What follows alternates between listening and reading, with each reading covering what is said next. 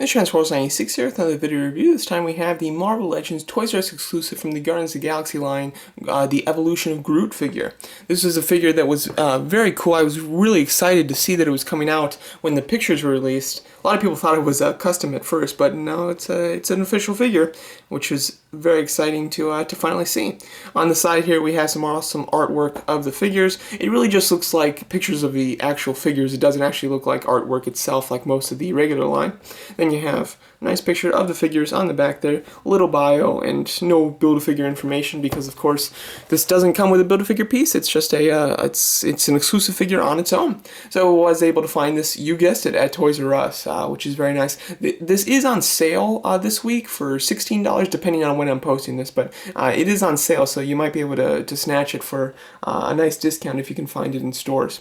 But going over the actual figure here, it's a redeco of the previous released Build-A-Figure Groot figure from the Guardians of the Galaxy Movie 1 line.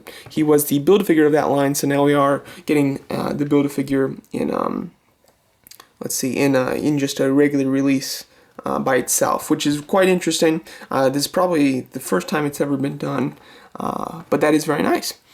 So going over the actual figure here, the face sculpt is obviously the big thing. It's completely different. He's now has a smiling face as opposed to his very stoic, calm one from the last movie. I think that they're both very nice. They both represent a side of Groot, which I think is very cool. Though the smiling one is obviously taken straight from the scene in the movie when he kills all those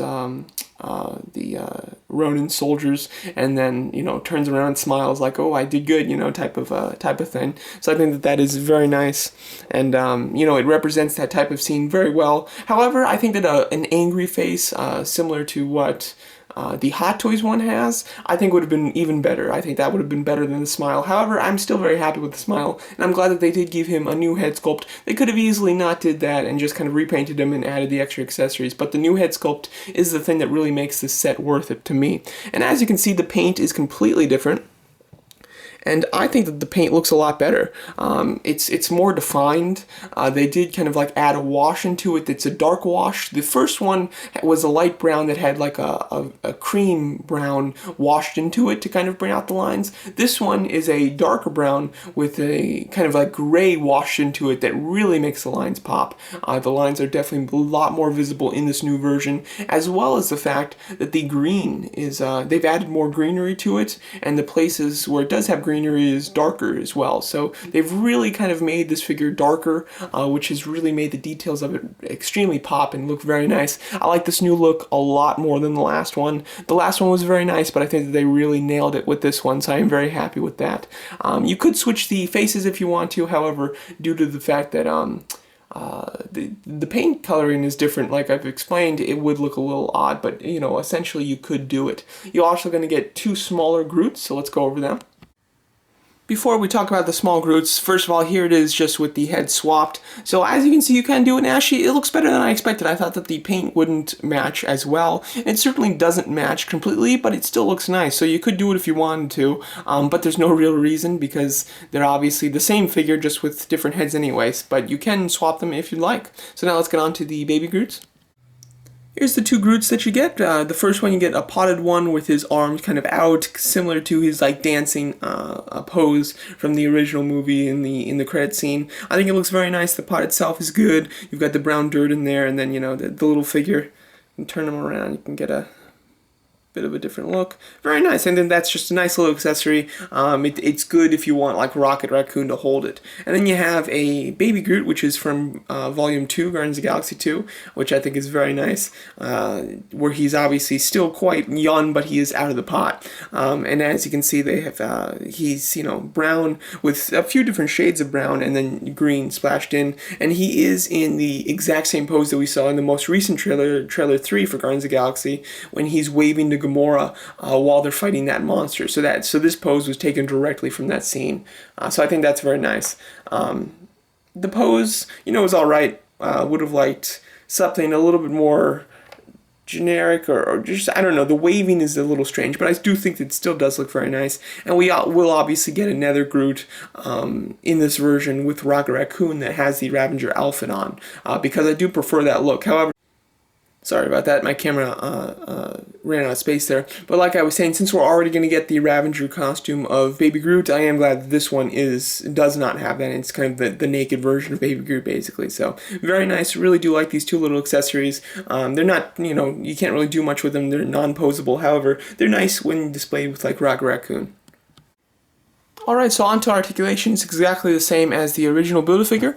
You have a ball jointed head, so he can look up. He can't really look down, he really just levels out, and then obviously side to side.